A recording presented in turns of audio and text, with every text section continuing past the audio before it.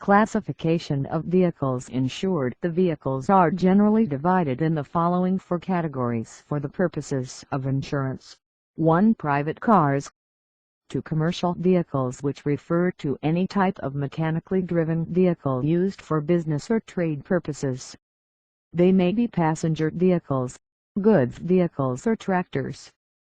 3. Trade vehicles. For motorcycles, rates are promulgated for each classification, and for rate-making purposes further classification on the basis of the use to which the vehicle is put is made within those classes. Tariff and non-tariff offices. The insurance companies are of two types.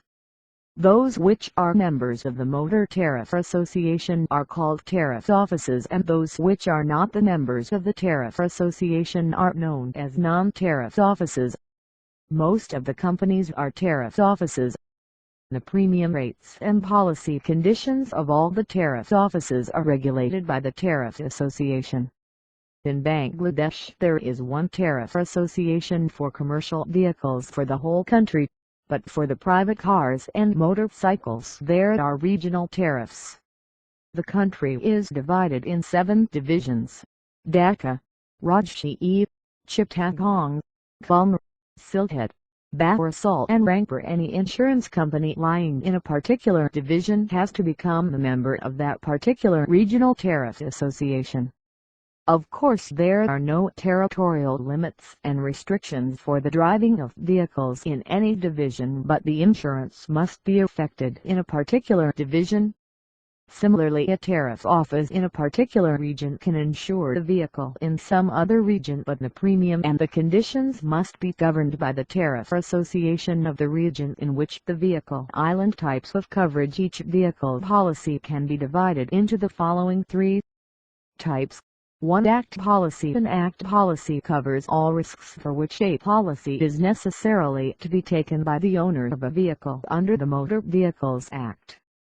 According to this act, the policy must be taken to cover any liability which may be incurred by the insured in respect of the death of or bodily injury to any person caused by or arising out of the use of the vehicle in a public place. The extent of the amount to which a policy should be taken is also specified in the Act. Again, the policy of insurance is also necessary to cover any liability arising under the provisions of the Workmen's Compensation Act 1923, in respect of the death of or bodily injury to any paid employee engaged in driving or otherwise in attendance on or being carried in a motor vehicle. All these provisions, together with the exceptions, are printed on the policy itself. It should be seen that insurance is compulsory as to personal injury only and not as to damage to property. 2. Third-party policy. This policy covers not only those third-party risks for which an insurance policy is legally necessary as explained above, but also covers such risks for which the insured may be held liable under various laws, such as Fatal Accidents Act 1855 and Common Law. Here the policy includes also the damage to property of third parties for which the insured is liable. The insurer undertakes to pay, in addition to the compensation, all sums including claimant's costs and expenses for which the insured becomes legally liable. 3. Comprehensive policy. A comprehensive policy covers a wide variety of risks under single coverage. There are some very common risks which alone are covered by this policy, and if any other risk is to be covered it can be added to the risks insured after the payment of extra premiums. A comprehensive policy for private cars usually covers the following risks: a. Loss of or damage to car.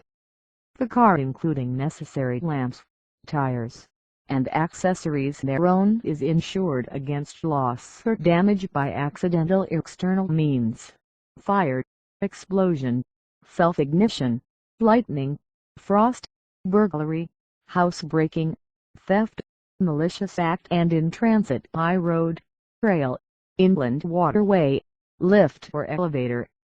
B. Removal charges in respect of removal of the car to and from the premises of the nearest repairers for any accident up to a certain limit. C. Third-party liability, i.e., risks covered in third-party policy. D. Costs and expenses incurred with the consent of the company. E. Repair charges for the car due to accident for which company is liable up to a certain limit. F. Medical expenses up to a certain limit incurred in connection with injuries sustained by the insured or any occupant of the car. In addition to the above risks, the insured can also secure additional benefits after paying extra premiums. These benefits may be death or bodily injury of the insured alone or together with wife, and of unnamed passengers, i.e. riots and strikes, etc., i.e. loss of rugs, coats or luggage by theft, larceny or F.R.E., etc. Policies relating to commercial vehicles are not as comprehensive as those by which private cars are insured.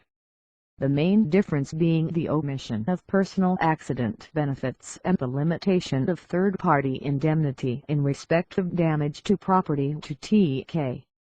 20,000 on any one accident. The policies on motorcycles are issued on similar lines as the cars. The conditions of different policies are different and must be studied carefully.